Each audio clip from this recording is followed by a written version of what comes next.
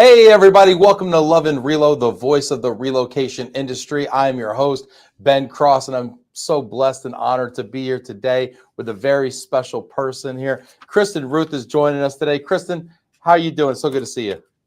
So good to see you, Ben. So good to be with you. Thank you for having me. I was joking. This is a bucket list, so total honor to be here. Well, you know what? You are one of my favorite people to follow and keep up with on LinkedIn. And I remember seeing you come and speak at the North Texas Relocation Professionals, maybe, I don't know, maybe it was 2 years ago. And you were on a panel and you were giving such tremendous insights and commentary. I think it was on AI. And you just had us all just wrapped in the room. And it was just, and you know what's about bucket list? You said, here's all the people you need to follow on LinkedIn. And you started naming all these incredible luminaries. And I think I might have got it might have been a token shout out, but I think I got a little shout out at the end. Okay. So that for me was a little check bucket list for me. Okay. Thank you very much. Listen, glad to help.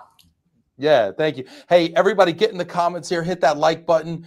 If you got questions for Christen, it's going to be a lot of fun talking to you today because we're going to talk about why you got off the Big Four partner track and, you know, what that decision was like for you and what you've learned through that process. Because, you know, I mean, I'm a person that's always prioritized my career, you know, and I'm really curious, you know, what else is out there. And I've got friends and family that are on that track right now. And I'm very curious about that. And, you know, I've been following the content you've been making about ADHD out there on LinkedIn as well. And it's been very edifying for me as a parent of a child with ADHD and possibly a person with ADHD myself.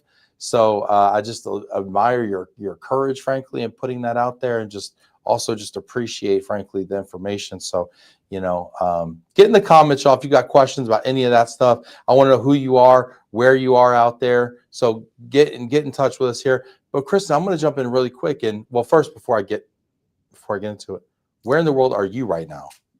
So I sit outside of Philadelphia. I'm in a little town called Newtown, about halfway between New York City and Philly. Yes, yes. That is also something we should know about Christen, is she is an Eagles fan. After all those wonderful things I said about Christen, and she is one of the most, one of the best people you'll ever meet who is also an Eagles fan. And with a caveat, a little asterisk. It's an enormous asterisk, actually. Hey. Enormous asterisk. It's a small but mighty group of people who are nice people. Daisy Sinclair checking in. Hey, Christen, we are so excited to hear from you today. I heard that the nice Eagles fans are the ones that actually grease the light poles. Is that true? Is that factually correct? We're just trying to avoid injury. Just doing your part. That's good. That's good. That's nice. Samara checking in. Hey, Christen, so excited to hear more about your journey today. Hey, Sammy, thank you so much. Appreciate you producing the show out there. Hit that like button, y'all. Get into the comments, y'all.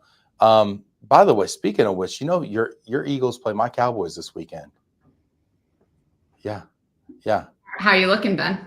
We're looking like a 4-5-1 team right now, and it's not looking very good. But you know what? We did get 2 defensive tackles this year mid-season to stop the tush push. So I'm quite excited to see what you got for that. So all right, we'll have to revisit this post game.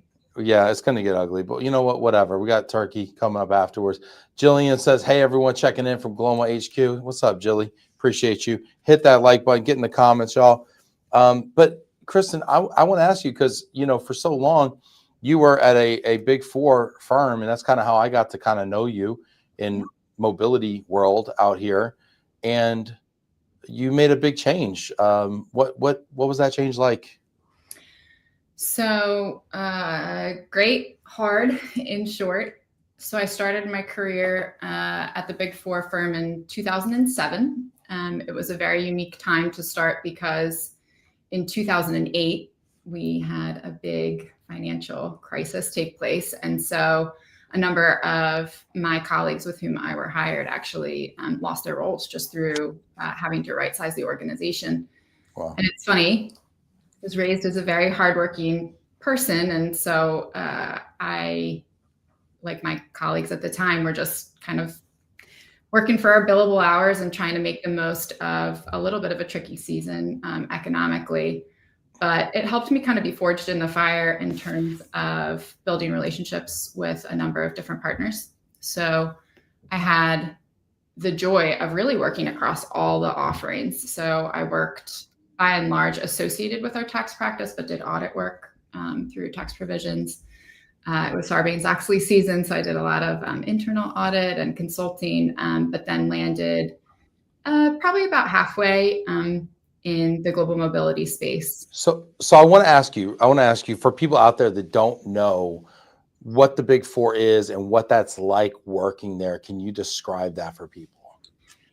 Yeah, so I think a lot of people have very different experiences depending on the city and the people that they work for. When you're talking about hundreds of thousands of individuals working globally, it's its own living, breathing organism, more so than maybe a company of 500 or 50. And so I think the really beautiful part, reflecting now with a bit of hindsight, is it was rigorous. So it's required to work hard. There's a lot of steep learning curves. But I left having a really beautiful experience, is how I described it. And one of those gifts was just really becoming a generalist. So the ability to have seen the insides of a lot of organizations, whether that was through adopting emerging technology, whether that was through, I had a season where I supported cross-border executives. So I would sit with CEOs and I'd be collecting their tax documents, which sounds so simple, but it's actually a pretty intimate thing to get into somebody's finances and just learn about the businesses that they were growing. So it's rigorous, but overall, working at those Big Four companies provides you kind of the keys to a huge worldly kingdom. And I got to work with teams in 100 countries, got to learn workforce dynamics at one point, was traveling and, just getting to meet the internal teams, but also client teams globally. So yeah, I have good things to say. There obviously comes the challenges, which. Well, I want to ask you about that too, and get in the comments, y'all. I want to hear your questions and comments as we talk about kind of trading kind of work and life and how do we balance these things. And it's just an ever evolving question that I think we deal with today. Sheila Benavides checking in. Hi, Christen. What's up, Sheila? Good to see you out there. When you were billing for the Big Four, what were like some of those expectations from a billing standpoint? Yeah, so I won't, over disclose or share any of the secrets. No, nothing proprietary, but just like, what are some of the expectations? Yeah, so the Big Four trajectory is, I often liken it to like armed forces, right? So you kind of come in as a staff, you might spend 1 to 2 years as a staff. Unlike other organizations, in order to be promoted, sometimes where you have to apply for a new role, there's a very clear pipeline for progression. So if you spend enough time excelling at that skill, then you get to be promoted. It's not like you're kind of, elbowing your way, let's say, to the senior or the manager level. There's just a lot of clarity around like, hey, these are the expectations. And so billable hours, similar to law firms, when you're doing work, you charge that to clients. And as you grow in the managerial structure of a Big Four firm, you start to balance doing direct client work with managing the pyramid underneath you. And so particularly in global mobility, that pyramid, I would say on some of my larger global accounts, could involve, over 1,000 practitioners. Let's say an immigration practitioner in 70 countries and a tax practitioner in 100 countries and, payroll and all the wonderful things that are required to pull off and execute a seamless end-to-end move. And so, yeah, you get to interact with a lot of those people, but there's obviously, cultural differences. And so, yeah, it's definitely rigorous, but they're also very clear. So when you start as a staff, you expect that there will be overtime. Expect that, you will make trade-offs.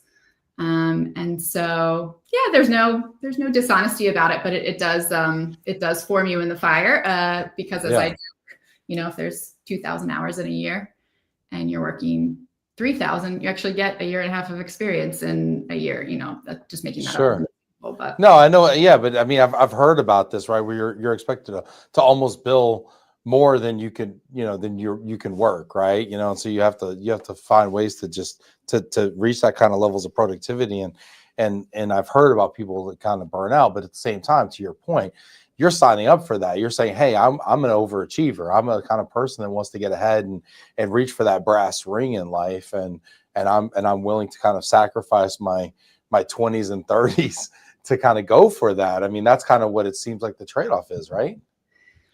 So a couple of reflections. I would say that they're set so that you can meet them.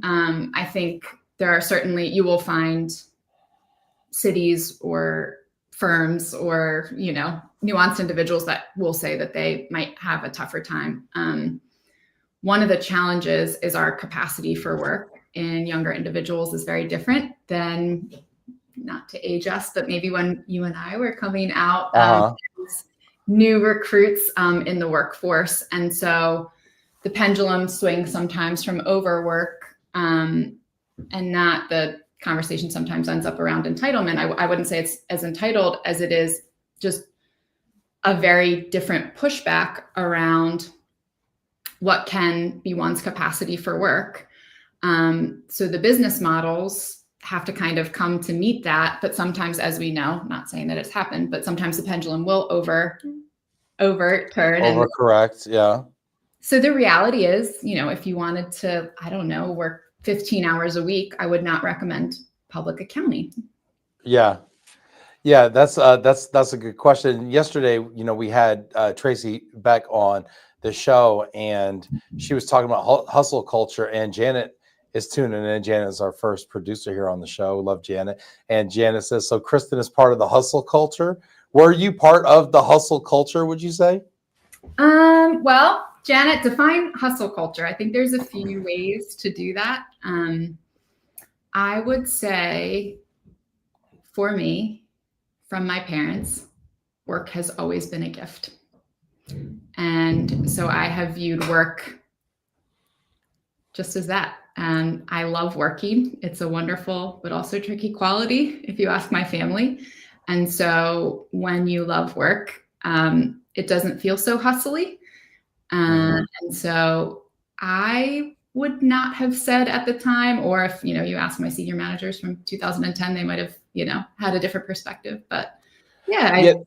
That's interesting. You're talking about love and work, and I was at a family function this past weekend, and folks were kind of going around the table, and everyone was kind of like complaining about their job, and kind of half joking about checking their 401k every day and counting the days till they retire.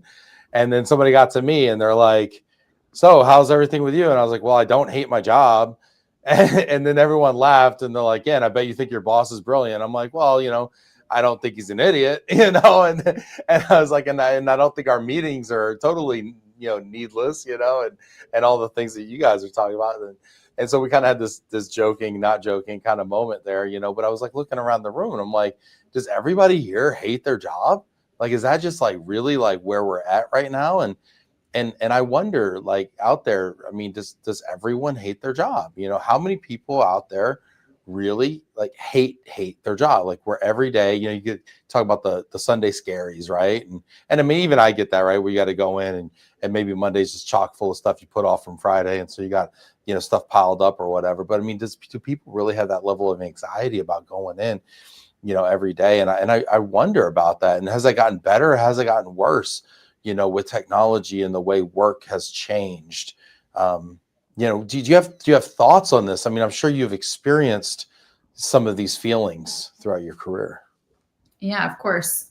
So a number of things to reflect back there as well. So I don't have a research study that I can, validate how much Americans do or don't like the work. I can give you a couple of trends of what's happening in the workaday world and culturally where we have gone. That has been a big shift. So a couple funny things. One, we talk about women in the workforce. It was actually only in the 40s and 50s that women began to stay home when, buildings became into being. Before that, everybody was kind of, think back to like 1800s, like people were really working outside, men and women both. And so we had So this. wait, hold on. I just want to get what you said. So you're saying actually women were in the workforce in the 1800s, and Oh, it wasn't until the early mid 1900s that they went home. That's interesting because I think we always had this thought that they were always home, and it's just recently that they came into the work. This is so interesting. Okay, I'm yeah. learning. I always learn something with Kristen. Okay, continue. Yeah, so a lot of that came through the promotion of, I mean, kind of like the first waves of what we would think as like kind of Mad Men era advertisements, where that became a cultural norm for women to be in primary caretaking roles.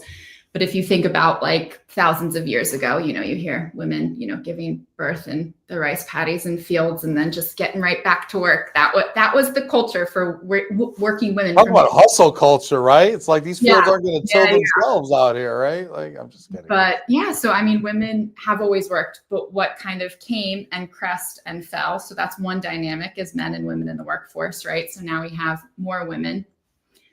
We work more, so we're spending more hours. The quality of the work is different. So for example, billable hours, anecdotally, I would guess, haven't probably increased. It's the distractibility that has changed the length.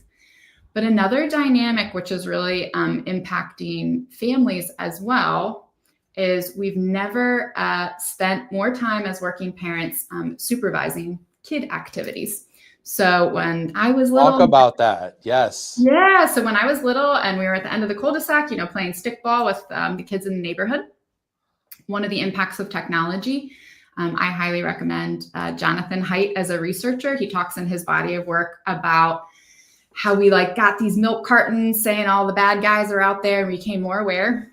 No data to say it's any more dangerous now. It is Probably less dangerous. Just more awareness around it, because now we have more tools to police it, and we have better. Anyway, I'm sorry. Go ahead. I mean, good. So what Jonathan Haidt proposes is we kind of overprotect in the real world. But then in 2007 comes the advent of the iPhone. We hand kids, there was no such thing as screen time limits or any sort of rigor around that. And we underprotected in the online world. So there's these great commercials now where the dad, you know, says hi to the kid in his room and he's like, hey, like, what you doing? And the kid's, you know, on his phone and he's like, okay, great. And then he's like, oh, and if you see, you know, and then all of a sudden, you know, a middle-aged man pops up in the corner. He goes, yeah, if that Russian hacker, you know, talks to you, just don't talk to him, you know, and then up pops, you know, a scantily clad woman or so. Oh, and if she offers you something, don't click on. And so the absurdity of it comes out where we've now kind of pulled kids in and given them a lot of technology. Yeah. And that created a lot of data to support a very anxious generation. So if you were given an iPhone at 10 in 2007, you might be just thinking about entering the workforce now. And so we're seeing what I call just like a total change in the development of a young human person. And so one of the things that I purport in, we haven't really talked about my career change, but in psychotherapy, is when 24 presents more like 14. So we're seeing young adults that just didn't get the opportunity to get out and do things because they were kind of plugged into the tech. And that's not only affecting family dynamics, but it's got a big impact on workforce dynamics, which was one of the things that I was just noticing. So the nature and quality and focus of a worker fresh out of college in 2007 was very different than 2025.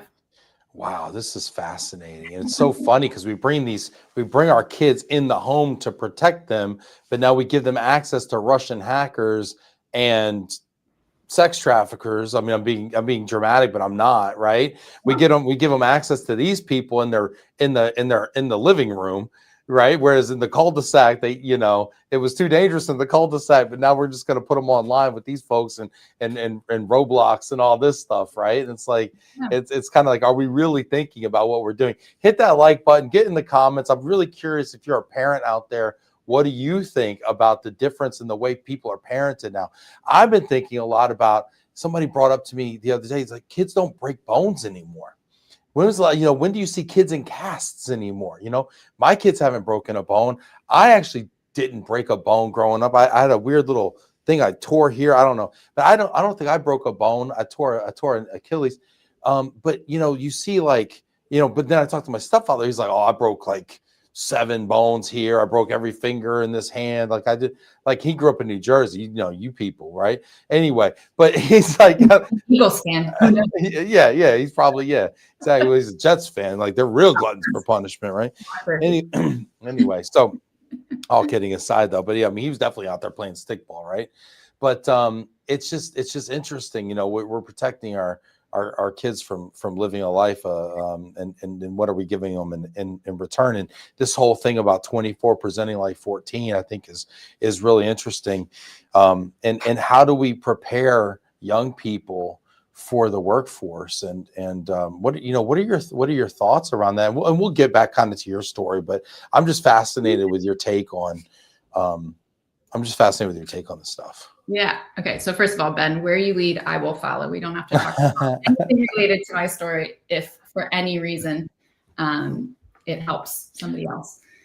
I would say we're seeing, so that kind of generation that had unfettered access to the internet are really struggling.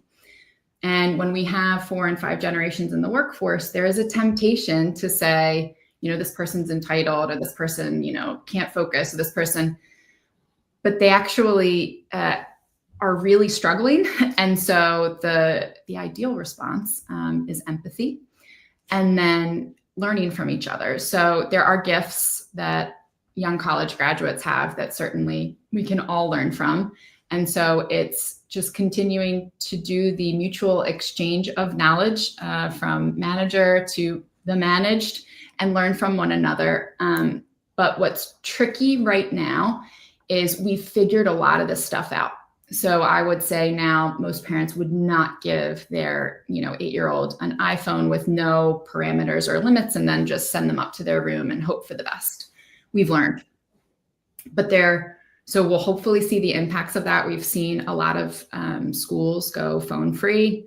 Yeah, that's been really interesting. They actually, in Texas, the governor actually mandated no phones in schools, and I'm not a huge fan of the governor of Texas, but this is really interesting because I've really enjoyed this. I like this, right? And the kids were like, freaking out about it. And then what I was hearing was, well, it's kind of nice, and people are kind of like feeling it. So incidences of, any disciplinary action decrease. Kids at lunch, they've got to chat with each other. Yes. So important. That's the same thing though, where we're seeing, and I won't say broad strokes, it's every junior in career new college graduate, but where you and I had the opportunity to talk to strangers, they really did not. And then couple COVID tide on top of very formative years, it's kind of this whirlwind of events that are now resulting in people just really feeling like challenged in getting their work done and staying focused. So, you want to say something? Go for it. I'm gonna come out here, touch on something you said about college grads and talking and stuff, right? Yeah. Here's a possibly unpopular opinion, but I think that they talk about talk about like young people not drinking as much anymore, right? And listen, we know alcohol is bad for you; it's poison. Okay, fine, got it, cool. But I think there's a lot to be said for bar culture. That's how I met my wife, right? Thank you, Lord, right? That's how I met my wife. Right? Yeah, there you go, right? But the old-fashioned way, right, Kristen? The old-fashioned way, right? And it's like, but there's something to going up and meeting people in a social setting, in a thing where we're all just kind of in an ecosystem and we're all just bumping into each other and making jokes and whatever. And I just think there's so much to that, Yeah. And I feel like we've overcorrected a little bit, And now the socialization of it, we've lost a little bit of it. We get in the comments here. Let us know, what do you think out there? Are we crazy? Are Kristen and Ben off their rocker out here? I feel like an old man. I'm using terms like off my rocker. Yeah, exactly. Yeah. Both things can be true. People are getting in here. Sheila says, I love my job. Don't worry, Matt's not watching, Sheila. Okay, nobody's watching. Janet says, I'm 60 and I'm still at it. Yes, Janet, we're happy.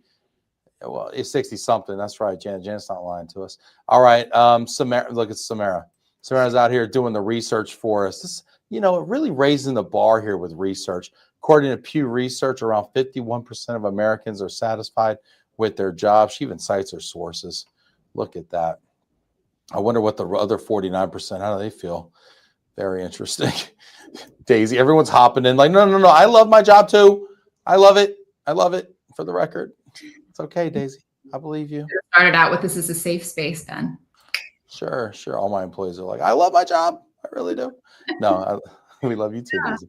But just to reflect though, in terms of the risk taking, a couple statistics to support. So you talked about not seeing casts anymore. That's a real data supported statistic. There are more men, I believe, in the 50 to 60 demographic in the ER for risk and accident related injury than 10 to 20, meaning more middle-aged old guys are hurting themselves than teens. And that is a huge signal in terms of where our appetite. Should it be the other way around? It should be the other way around. It was for decades, for eternity. That's because we're still getting on ladders and our kids are on the sofa, like playing on the iPhone. So a lot of that has to do too with the nature of helicoptering and having access to more information and feeling like we want to protect them. But some of those little things, just one of the encouragements is to kind of like get your kids out in the community. And if we do it together as a village, the community will be a little bit less shocked. I realize that is a privileged statement, largely depends on the safety of your community.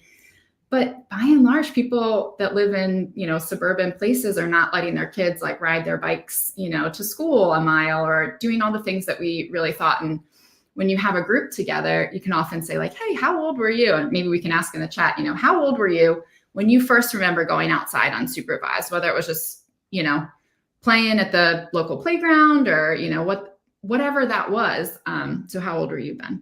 I remember walking to school like by myself or maybe with another friend. I'm generally by myself. It wasn't too far, maybe really just a block or two. I'm gonna say third grade, fourth grade. Okay. So like 8 or 9, 10? Yeah, 8 or 9. My kids' ages, matching it to the grade. So it used to be, you get folks in the room and, maybe our parents' generation would say 5 and 6. I was 6, sister was 9. We went to the playground. It was, up 3 steps in our backyard. And now you've got parents of 10 and 12-year-olds like, I don't know if I can let them go grab a Slurpee at 7-Eleven. And so we're probably. I have a 10-year-old and I don't think that he would go to he asked to go to the park the other day. He said, Mom, can I go to the park? And she was like, I don't know. Don't know. And why not? So that would be a very practical and beautiful thing to work towards. And the reality is it's our own anxiety often that these young adults and children are reflecting because they see us nervous and then they take that on and then reflect it back. And so it's kind of on us to be old enough, wise enough, and dig in enough to our own childhood wounds to kind of figure out what are the parameters that we are comfortable with. And so when I was working in Big Four, a lot of times I would go to these readouts and I was finding that, I was supposed to be talking about the ethical adoption of AI and HR communities. And I'm on fire for and very passionate about emerging technology. But I often ended up just talking about how these workforce communities and then how my clients and their families were adopting technology. And I would end up talking about this all the time. And that's really why I ended up actually going back to school and finishing a master's in counseling and really devoting my life to helping families who would come and kind of say like, well, I gave them the phone. I can't put the genie back in the bottle, or, this workforce is it has to be connected. And some do. So I'm not purporting to understand every organization's cultural climate, but. Can you put the genie back in the bottle? I mean, I see Daisy saying my son's GPA went up significantly, and I think the phone ban in Texas had something to do with it. And then I see Janet saying my son is a gamer and works for Apple and does not allow my granddaughter, 5, any technology, only FaceTiming me. Thank goodness. Penny, we love Penny. Her granddaughter's just a doll. So if you've given your kid the phone, right? And we've all given our kid the phone, let's be honest, right? Can you put the genie back in the bottle? Can you take the phone back away? How do you get to that right level? Yeah, so that's one of the things that I am working with families to help do as my little side hustle. So when I left EY last year, one of the things that I wanted to do was just kind of get off the road. And so I took a wonderful job by day as an executive assistant. But my little side hustle, nights and weekends, is helping people, families, communities get back in right relationship with phones. And that can be workforce communities as well.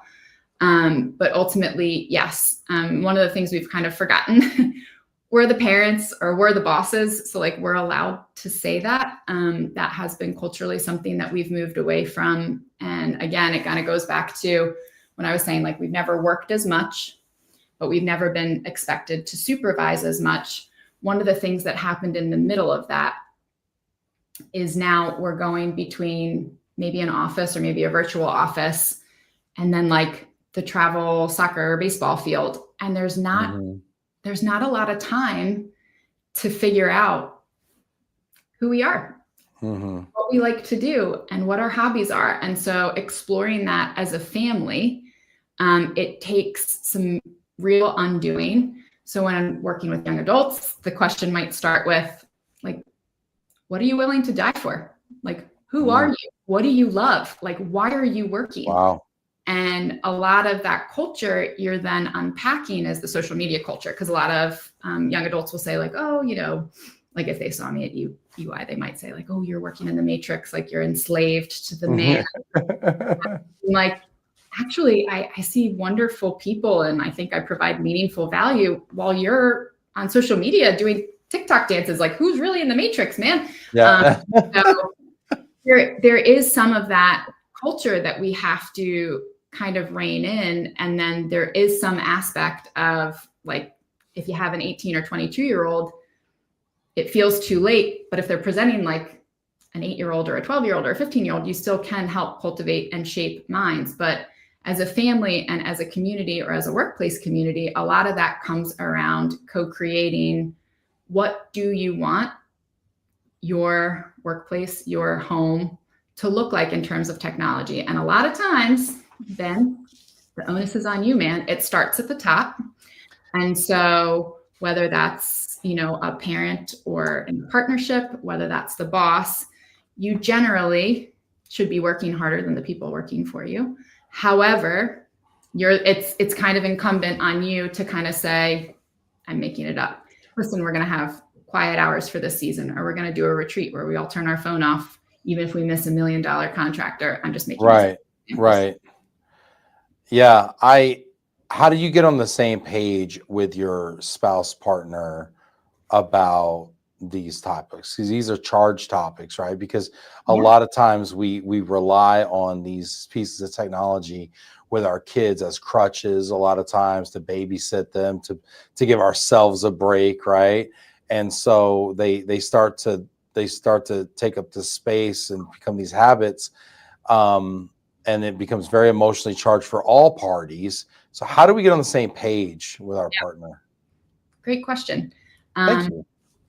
So thankfully, there are a lot of people that are on this, meaning there's a lot of wonderful resources to help guide those conversations, or you just start talking about it. I think sometimes we avoid what feels a little bit uncomfortable, but the reality is to make a little change, we've got to start somewhere. And so as an example, and I'm happy to share if you would like to post, just have like a little worksheet to go through as a family. Like when you are trying to detach from this technology and try to, you know, kind of cultivate things outside of work and build up boundaries that align to your work. Again, I caveat some, you know, if you're a surgeon, you're working 24 hours a day, there's no flexibility around that. And so I honor and respect everybody's, you know, requirements differ for their workplace. But a lot of times we kind of get stuck in this cycle, but turning away from technology is most easily done in my clinical experience by turning towards something true, something beautiful, or something good. And we don't cultivate a lot of that. So we are starting to see, it's kind of cool and fun, people return to the arts, painting. Oh, yes. Yes. Yes. We're seeing people knitting again. We're seeing people, get together and take walks outside. And so just figuring out as a family, okay, spouse, like, what kind of family do we want to be? Do we want to be the couch potato family? Do we want to be the iPad family? Or are there things that we just haven't been planful and intentional about folding in?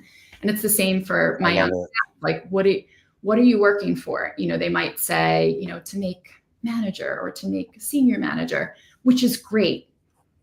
But to what end? And so the partners that I loved working with and still love as people having worked with them previously are the ones that come alive as brightly when they're talking about their life outside of the office as when they talk about their office life. And it is hard because now we have all these acceptable, I would say, like addictions. So technology, workaholism. But you're right. Like the social aspect, for example, that alcohol helps lower people's inhibitions and just kind of make friends at workplace communities. Remote work has changed that. People aren't physically together anymore to kind of bump into each other, start dating each other, break up with each other. A lot of these like basic experiences of 20 years ago, we just infrastructurally are not set up for it anymore. And so that's why I joke. So Scott Galloway, who is kind of a wild card, but I love his work, talks a lot about men in particular and their mental health and the way the cards are kind of stacked against men culturally. And he talks frequently about alcohol being sometimes the key enabler to certain relationships. Yeah. And so not promoting that, but if you're not going to drink then, and you have a little social anxiety, what are you doing to talk? No, it's true though. It's a great point because like when men get together, it's like, hey, you want to grab a beer? Like that's our thing. Like that's our, and then like, what do we do while we're grabbing a beer? Like, okay, we'll go to, we'll watch a game together while we're grabbing a beer. Whereas like my wife will go like for a walk with her, like girlfriends, like she'll like at 10 o'clock, she meets up and she goes for a walk or something like that. Or she has book club. Now there's wine at the book club, but she didn't say want to grab a drink and discuss a book. She says, let's discuss a book and have a drink. So yeah, I totally get what you're saying. And then you said something before I love, usually when you turn towards something, it should be true, beautiful, and fun. I think you might've said, or something like that. Good. You say good. You say good. Okay. Beautiful or good. It is. All right. I'm going to write those down. When you're trying to decouple or detach from something that has an addictive nature, even I'm a foster mom, so I talk a lot about, hard drugs as well. But having something to inspire you to turn towards goodness, whether that's, maybe you had a child that's now compelling you that you find to be, the final pull away from the thing to which you're addicted, or maybe it's, an unending number of things. But because of that, coming indoors, we're also outdoors a lot less. I'm a huge proponent of, there's a podcast, 1,000 Hours Outside, as my brother makes fun of my sister, who's an avid fan, 1 billion hours outside. And the goal is to try to spend a couple hours. Like when we were little outside of Philly, like it would snow. We'd be outside 6 hours in the cold. All day. Yeah. It's just sledding, digging tunnels, snowball fights. Yeah. Snowmen, all the things. Yeah. But it really takes now a very special community. We've turned so inward, very reliant on grandparents right now. Grandparents are doing a lot of hard work right now because they often have full-time jobs. They're often helping full-time with kids, which is a different retirement than they really probably planned for because it's so hard for young families. But it really takes a community organizer to say like, hey, I'm going to be running late. Can you grab, Cece from the bus stop for me? Like that was so commonplace. And we've really moved away from that. And so we're really, really fortunate. We're on a cul-de-sac. And I always say, I gave my neighbor a big hug the other day. And I was like, oh my gosh, like you have brought this cul-de-sac together. Thank you. You've made it unweird again. But it takes somebody, kind of breaking the ice, saying like, almost like, I love you first, like just to say like, this is normal. And break the ice, kind of build the bridge. Yeah, but we're seeing it. So I'm very encouraged. But yeah, I think back to your question a couple questions ago around partnership, it is hard to get aligned. But if anybody's going to keep you accountable, it's the person you live with. I'm also a huge proponent. This is called the Yes. brick. Yeah.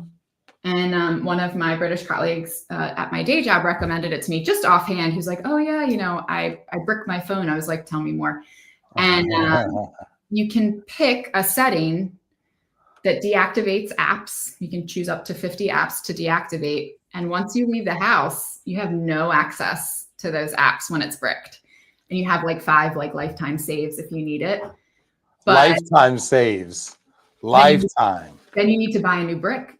And so unlike screen time where you can ignore, it really holds you accountable. And so whether you're that's great in a marriage where somebody can keep you accountable, whether it's you're a young adult living with a roommate or a friend at work, like just really kind of naming things out loud of what your goals are. Like, hey, I want to get my screen time. I know this sounds absurd, but for often it's like, I want to get from 12 hours to 8 hours. I want to get from 8 hours to 5 hours, which sounds crazy, but it's the reality of what we're living in. And so, yeah. Janet says, board or card game nights are a good thing. We also did and do a Christmas holiday puzzle placed in a common place for everyone to chip in, even visitors. I love this idea, Janet. I have been increasingly playing Uno with my kids every night. I come home and it's just one of those quick things. Hey, who wants to play a quick game of Uno? And it takes them away from the television. We sit at the dining room table. It also gets their butts in the seats around the dining room table, which then prepares them to actually eat food around the dining room table instead of eating from the TV. And then we can like chat and stuff. But yeah, now we start playing Uno together. And now we shake hands after Uno, even when I lose, which I lose way more than I should lose. But so I'm teaching them sportsmanship. And maybe a little bit of like trash talk, and it's really great. And actually, we have this NFL Uno edition, so I get to teach them about how bad the Eagles are and how great the Cowboys are, and it's just really good. It's just good from a value standpoint. But another thing I do is when we get rid of screen time, so we don't watch any screens before church, because we realized 2 things. One, if they start watching screens Sunday morning, they'll never go to church. And if they do go to church, then they'll just start like cussing and stuff. And that's just a bad look. So, so we don't watch screens before church. And we've stopped watching as much screens before school for the same reason, pretty much.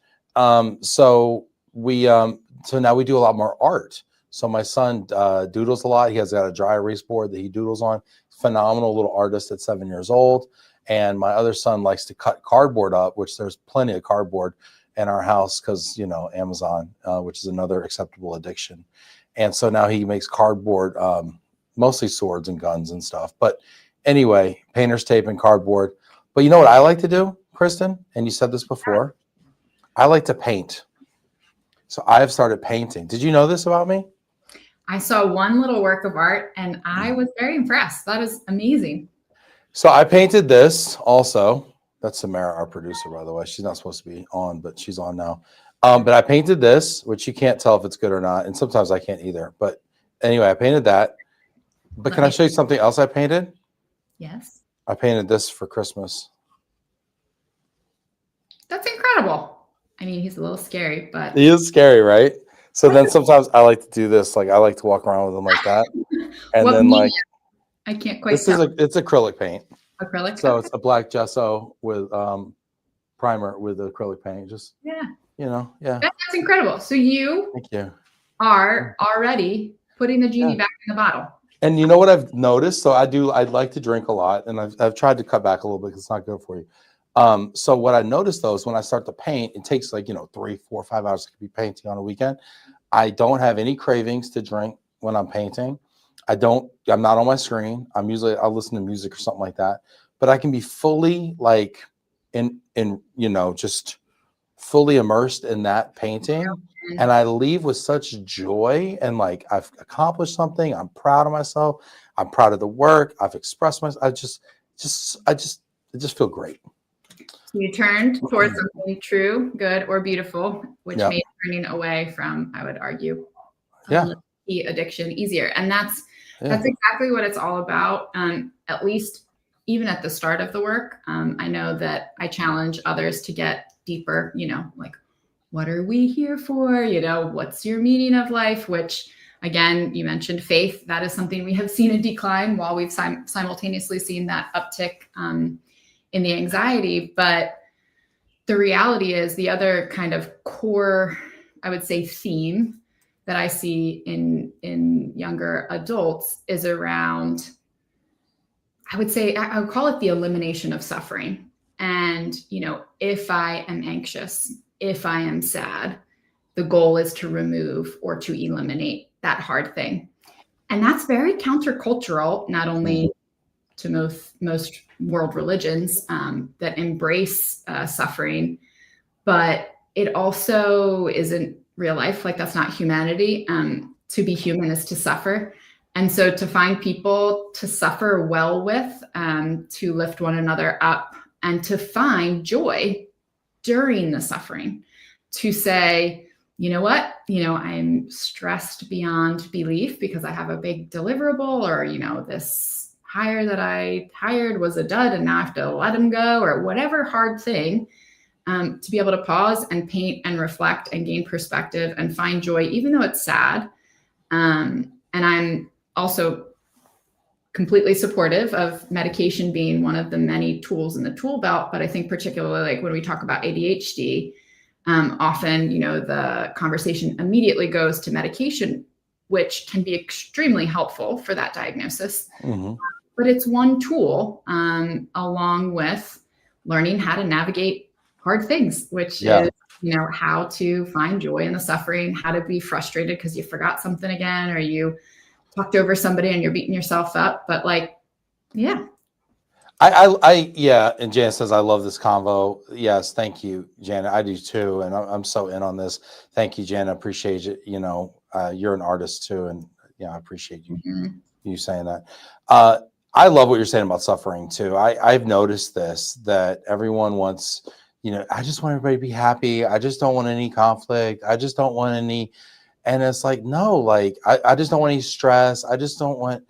And I've noticed this, and I worry about this aversion to stress, this aversion to conflict, this aversion to suffering. And I worry that we need to, I like this reframe. I like what you're doing here, the way you're reframing this, and, to suffer as human and everything. And it really is. And nothing is accomplished without,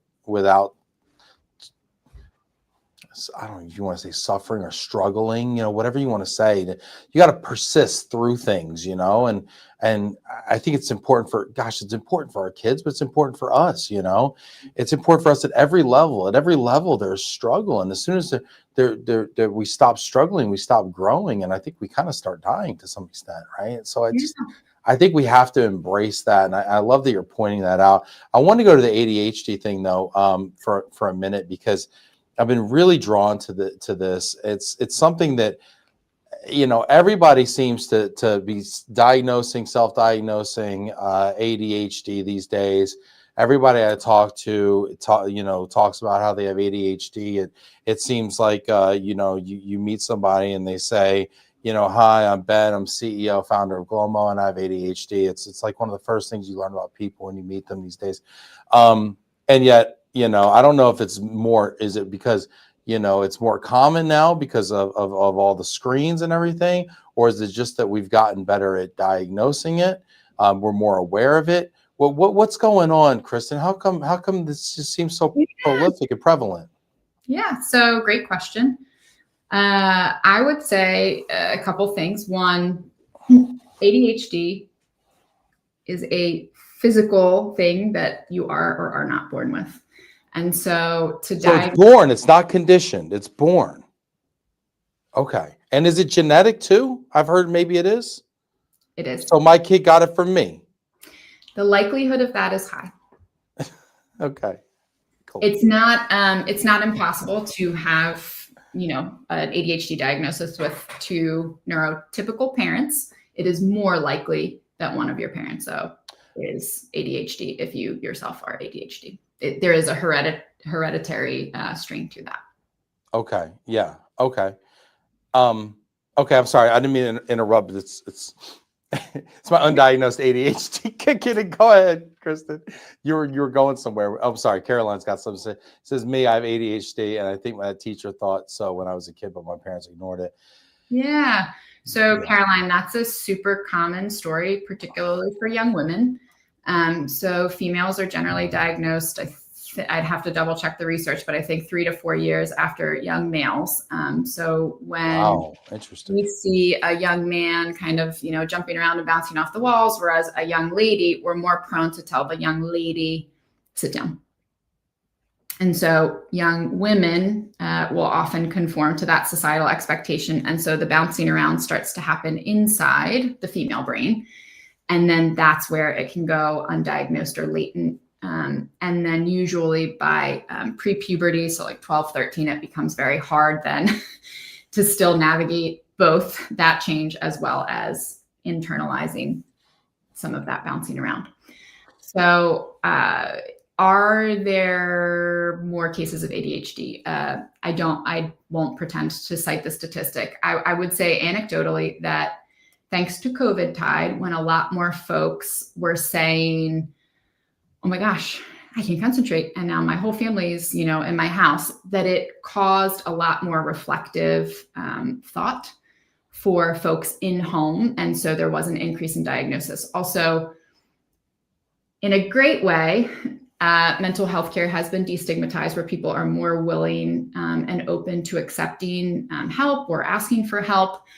But when we were talking about the pendulum swinging, we are actually in a phase where we are potentially over therapizing the world. So a good clinician will set goals with you, set a time in which the hope is to reach those goals. And unless you have, let's say, an extreme pathology of, acute psychosis or multiple personality disorder, dissociative disorder, ideally you shouldn't be in therapy your whole life. And I know that comes with lots of asterisks and caveats. Sure.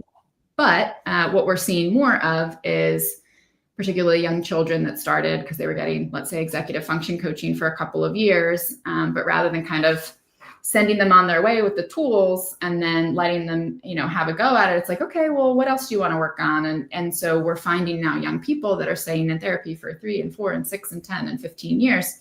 And there are absolutely use cases for that. People have severe trauma. People do have, like I said, severe diagnoses, but with ADHD in particular, my hunch, unsubstantiated, is that because of screen time, we are seeing things that are similar to ADHD because people's attention spans have decreased and people's ability to sit still. But what I often say is pull the screens first, see who that little person is without that, and then let's kind of diagnose. It's the same thing when you have a case of trauma. It's treat the trauma and then see what's left over. So rather than diagnosing, oh, they have anxiety, depression, multiple person, it's like, let's heal this traumatic thing and then let's see what's left over. And so I think screens are probably impacting the frequency of ADHD diagnoses. There's also more healthcare practitioners that are willing to do a bad assessment. And so a good assessment for ADHD, they're long and they're expensive. So I don't know what your experience was with your son, but yeah, I would add to that. I love what you're saying. Pull the screens first. I would say the second thing I would also say is like, obviously get on a good sleep schedule and get on good other types of routines and things like that. And then I would also say, look at the diet. We skipped the diet thing. I think looking at the diet was one of the things I would have loved to kind of solve for, because, he has a high sugar diet and just a really poor diet, just to be completely honest with you. But we did go and get an assessment. I thought the assessment was very conclusive. I do tend to be kind of hard on these doctors. Like I tend to think everybody's full of shit, to be honest with you. So I'm pretty hard on things, and I went in and I was pretty skeptical anyway, because to your point, like when you're a hammer, everything's a nail, right? So when I go to a specialist, I assume they're going to diagnose me with whatever they work on, right? So I kind of went in skeptical, but then when I saw the results and I saw each test and I saw each, like, okay, look at this dot. And then every time you see a circle, hit the button. And then you see the eye wanders all over the screen. Like, and it's like most people, like their eye stays in this general vicinity, and his eye was here and here. And I'm like, yeah, okay, that makes a lot of sense.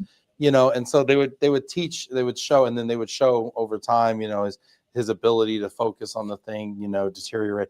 Anyway, and then so we got to the medication part, and then she was like, listen, my son's very similar. And she told her story. And then she told her story how she medicated him. And then didn't do it on the weekends, which was also an aha for us. I didn't realize you could do it during the week and not do it on the Medicine weekends. vacation. Yeah. Didn't know that. So that was interesting for us. And then she said, yeah. And then by the time he got like in late middle school and high school, he didn't use medication anymore. And now he's, off it completely. And I was like, oh, I kind of assumed it would be like a lifetime thing. So there's a lot of things that I was learning along the way. So we kind of went into it. And then in our family, there was kind of some stigma around medicating, as well from both of our parents, frankly. Both of my dad and her dad, mostly. Strong male, it's like, oh, they're just boys being boys and, whatever. Right. And to some degree, there's some truth in that. Right. And they were probably, raised that way too. Right. So we tend to be like, well, I was raised that way and nobody. And so anyway, but we did, we ended up deciding to try out the medication. And I tell you what, it was wonderful. And he didn't lose his beautiful personality. He definitely you hear these, oh, he's a zombie, or he's not himself anymore. And no, he was still his beautiful self, but now he'd sit on the couch and he'd just read a book, or he would do his artwork and he would just be so meticulous and he would do like all the background and everything. He would now sit in school and he wouldn't be sent to the principal's office. And now he's making hundreds on his math and he's just, excelling. He's just being this bright, beautiful, loving child that we knew he always we knew that was in him, but without all the distractions and stuff. And so that was our experience, has been our experience. Amazing. So I will say that it is like a very diverse experience when you opt to medicate. And so some people have that, I call it the silver bullet, like, wow, great behavior. And then we have a lot more medications now that are available. When we were younger, it was really just very short acting, which the nervousness then is around the addictive nature of those or the misuse of those. Now we obviously have a lot of extended release options that are wonderful for young kids, particularly while they're in school. But ultimately, medication is often a pretty successful part of the tool belt. I would say then, though, the executive function coaching that you build around that. So I talk a lot about how to build scaffolding for children without being a helicopter. So, giving them the tools that they need, the prompts that they're going to benefit from, and then when to know to pull back, how quickly to pull back. Because what's happening now, I think, particularly with adults in what I call, kind of the anxious generation, parents, let's say you have an adult child living with you at 25. It's like, well, now I've been helicoptering, I need to pull. And then these young adults are just crashing to the ground and they don't have any scaffolding. And so I'm not promoting that. I'm saying very much that's possible for a 25-year-old, but we know now more how to do it a little bit better. And it's really kind of aspects of things that was very natural in the 90s, which, like, hey, tie your shoes. But then maybe you do it 3 times a week. Maybe you do it twice a week. Maybe you then move to a list on the wall. And it requires a lot of work. But I will say I have 5 children. And so we have a lot of cool things going on in the brains here in our household. And so just kind of modeling that for them. But then knowing when they mess up, like, you don't come down and rain hellfire when they forget, you're encouraging them and say, hey, this was you went to school in your Crocs on the day that it was gym. And you know what happened? You sat out in gym class and nobody died. But that very gentle failure has been removed, particularly with children with ADHD, but really all children. And so just kind of helping them build the tools outside of medication, in addition to supplemental to medication, and then not using it as an excuse. One thing that you mentioned, everybody's leading with their labels. So that is unusual compared to what we've seen in the workforce. And so I talk a lot with managers about how do you love somebody and manage somebody well who kind of leads with that, and how to treat that tenderly, but also not take on the role of their therapist, because you're not trained for that. That's not your role. And another aspect, though, is my current prediction is pretty much within like 5 years, probably every child will have a label of some sort. And so my kids, just like how we all have like letters after our name, like our CRP designation, our MBA, our PMP, it's like we're all gonna have our ADHD. So I think we'll see that pendulum again. So nobody talked about it. It was like, oh, I have ADHD, you know, back in the day, or he goes to take Ritalin at the nurse's office. It was very like, and then now the pendulum's starting to swing. I think we'll see an overcorrection for a period in the culture. And then the hope is we land somewhere appropriately. But if you hang out on LinkedIn, you'll see a lot of people leading with their label, for example, in their banner. And if they choose to, that's something that you support and that you acknowledge and treat with tenderness and care.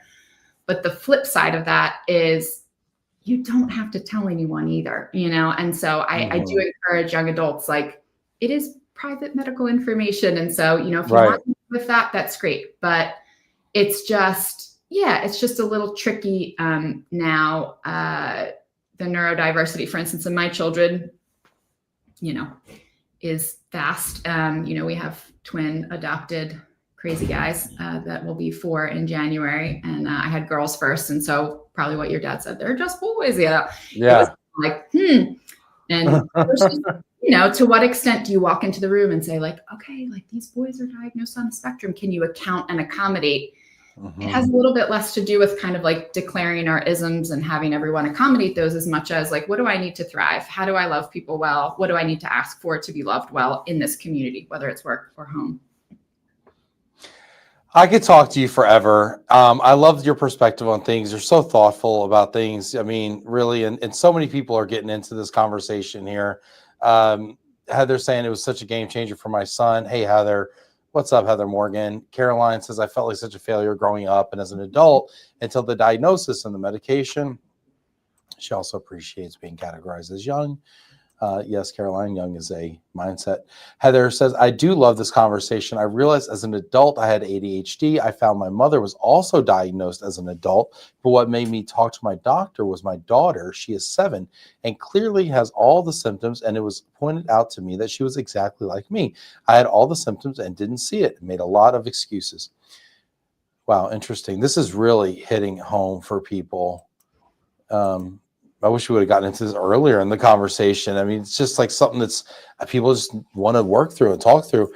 Daisy says, when working mobility, I feel like we have to multitask all day long. Do you have any advice on toning down the ADHD when trying to multitask during the day? LOL. Does that make any sense? Like when your boss walks into your office and doesn't leave you alone and has the Grinch painting on his face, wants to make LinkedIn videos all the time and always is on Instagram. Thank you, Daisy, for your comment. Oh, you guys can just get an office brick. An office brick. There you go. Everyone can use it. It's it can be a shared device. How do you tone down? She says toning down the ADHD. I mean, I don't know if that's how it works or not, but like, how do you manage through it at work in a work setting? So I have a whole. If I had 2 more hours, Daisy, we would unpack. But I would say you probably come across the internet where lots of people are giving some wonderful sound advice around. I would very much encourage, just look for executive function coaching. So some really quick hits. What time of day do you do your best work? And in what setting do you do your best work? And then protect and defend that. Be honest and sincere around what the makeup of your job is, and ring fence. I love having a good job description and then trying to stick to that so that it's a little bit easier to say, no, boss, I would love to make a LinkedIn video, but actually, if you tell me that I'm crushing it at work, that means I actually have to sit here and write this, you know, whatever. I'm going to mute you if you keep talking like that, okay? Other duties as a sign, Christen, okay? Yes, but make time. So if you're working with an innovator like Ben, you know, Fridays is free day. Like Ben can interrupt at any time on Fridays or something like that. You know, but you have to co-create those rules together. And then it has to be, Ben makes a great point. I know he's joking, but for instance, you know, my day job is in a very rigorous, beautiful field where they kind of have to have email on their phone. Like there's not really an opportunity to do some of these like really big goals because it really is 24/7. And so just kind of recognizing and embracing what your work culture is like, and then to what extent you have the ability to communicate both across your team and with your direct manager to kind of make that. So like, I'll throw out, for example, 8 to 10 a.m. on a Thursday. Can that be sacred time for deep work? I would say most people will agree. Yeah, sure. Let's pick this day. Like, that's totally reasonable. And then it holds everybody accountable. The door is shut, sometimes you have like the dishwasher clean or dirty sign. It's the same thing. Like, I'm available for a visit or I'm not available for a visit, We got those in our office. I think maybe I've popped in on people too many times, and they all of a sudden, without asking me, ordered these on Amazon, and then we have these red and green signs on our doors now. Yeah. I also strongly encourage, I know this is very divisive, but encouraging what is the primary tool for communicating in the organization. So if that's Slack, if that's text, if that's email, what is the priority way? So if you have something urgent, Ben's going to call you or text you. I'm making it up for you, Daisy, just because you put the question in. So I'm using you as an example. But I have a really tough time with Slack. My problem is I pick it up on my phone. Somebody asks me to do something. I forget that I've read it. I put it down. 45 minutes later, I have 12 other things that I've put on the to-do list, and I forget to transfer it. And so I have a thing in my calendar, review requests from Slack and transfer, or you can just say, hey, can you just email me? Or if Slack is your preferred, because that's just the best way to work, try to not email as much, the urgent things. So just kind of centralizing around one preferred prioritized workflow, which is harder in larger organizations. I realize I'm saying this like you have control because I'm thinking of Ben's crew. But, once you get 400,000 people, but then I'll again, let you know. Yeah, I'll bring you in and you can coach us. Yeah, if your philosophy isn't aligned to your organization, is it time to look at something else to do that does align to your, so it, again, all privilege, but those are just some quick hits. So hopefully. All right, let's, speaking of quick hits, let's play a game. You want to play a game with me, Kristen? Ready. All right, we're play overrated, underrated. Do you know how to play the game? I assume that I do based on the name. You are very smart. You probably understand. I will give you a topic, and you will tell me if it is either overrated or underrated. I will tell you if you are correct. All right, let's go. Overrated, underrated. Only the smart people laugh. Overrated, underrated. First one up, talking to strangers. Underrated. It is good to talk to strangers and get over your anxiety. Come on, guys, you got this. At any age? In a safe environment at any age. So if you're going to Dunkin' Donuts, give him or her the $5 bill and send them to the register. I love doing that. Like, I always make them do that stuff. It's great. That is part of the antidote to anxiety. Nice job, Ben. You passed. Thanks. Thank you. Yes, you are so right. You get 2 points for that one. All right, next one up. Overrated, underrated. Suffering. Again, I find that is highly underrated. How to live well with it, how to suffer well alongside friends, colleagues, family. But what about fools? Do you suffer fools? Whole other podcast. Is that the human experience? Listen, if you think suffering's underrated, I mean, you pretty much have joy, I think, at that point. Because if you don't find a problem with suffering, I mean, what else is there at this point? You're just like, yeah, great, I'm good. I love it. I think we need to embrace it. Every time I go through a hard part of my life, I realize there's got to be a purpose for this. There's something I'm supposed to be learning through this. This is shaping me in some way. Yeah, you're right. All right, next one up. Overrated, underrated. Slack. Overrated. I hate Slack. My colleagues know it. I'm sure they don't like that about me, but it's just like a day killer for me personally. Do you like Slack? I don't use Slack. I hate Slack. I don't use Slack. Do you guys have Teams messaging? We have Teams, but we don't use Teams either. I mean, we use Teams for video. We use Teams. We have like Messenger in Teams, but like we don't use that functionality. Now, let me ask you this. Would you rather somebody text you? Yes. Because that's what we do. We'll text. Like I'm running late in the morning. I was like, hey guys, we have an 8:08 meeting in the morning, right? I'm like, hey, I'm running late. Don't start without me. I won't put that in this. I'll just, I'll just throw it a little text. We got a little group text, something like that. Some people are like, thinks that the texting colleagues is like you're crossing a boundary. You shouldn't. Yeah, I was on a texting basis with most of my clients and my colleagues most of my life, and so yeah. I think if you're on a text basis with your clients, like you're in a very good place. Personally. Yeah, I mean, I was blessed. I had the best clients. I have the best clients. So all right, we got one. How many we got left, Sammy? One or two? Two more. All right, overrated, underrated. Landlines. Oh, underrated. So crazy. Why? I think as we make a comeback with Who are the we's?